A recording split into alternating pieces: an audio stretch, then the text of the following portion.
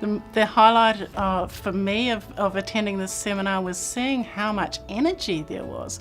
One of the things about conferences is that they often get quite tedious, but in this one people were really engaged and really thinking about, okay, what do I do that's different? So I think it's really important that we have the key stakeholders in the same room, because part of the way of developing good practice and good evidence is actually to build relationships.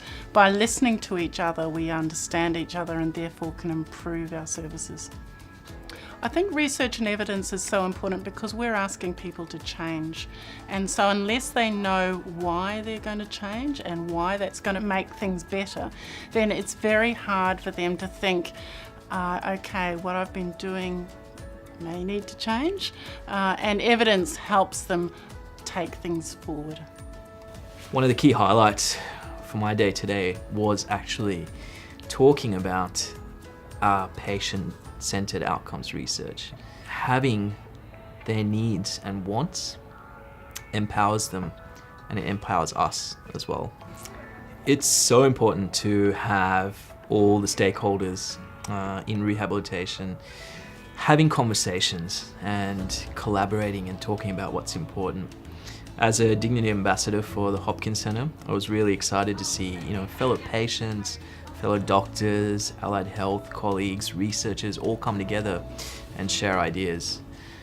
I think these type of conversations are really, really important to shape the best future that we can for rehabilitation. We need to know what patients want, and we as healthcare providers and researchers need to shape our work into what they want.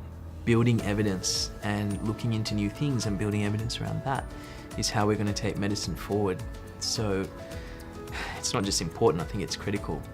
It gives myself, as someone involved in one of the projects that are going on, the opportunity to feel a sense of pride about what we've done and in front of my peers.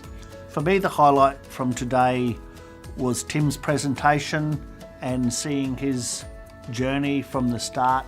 And having quadriplegia myself, I saw the documentary about how he could hit these notes, and I thought, what a lot of rubbish. Someone with that level of injury can't sing like that. And this program and Tim is living proof that yes, you can sing like that, and yes, you can improve your respiratory.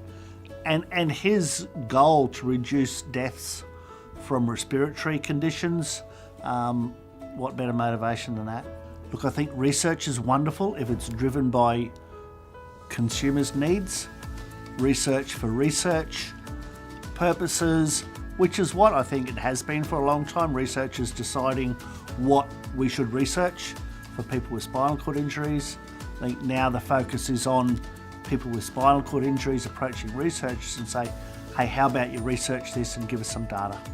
Well, I think it's really important to have all the stakeholders together in the room at something like the Bold Ideas, Better Solutions Symposium, because it really gives the opportunity for the people who use our services and also the people who do the research, as well as the clinicians, to all get together, get to know each other, build relationships, but also get an idea of what each other are doing in those spaces.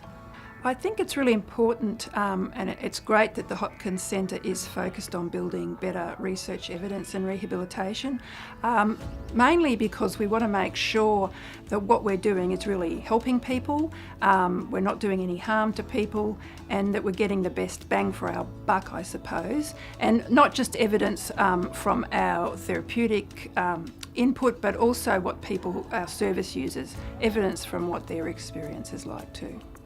I think having everyone here today all together is a really great chance for people who may not know of people in other departments, other areas doing maybe similar research. I think it's great that it's not just spinal cord injury, it's not just brain injury, it's a whole range of areas where I think often the research might be similar and there might be similar applications, and I think it might help with not duplicating a lot of the research that happens, but also people piggybacking off other research that's going on. I think maybe the best thing that research and credible evidence can give us is credibility. And I think it's just great that it's rehabilitation.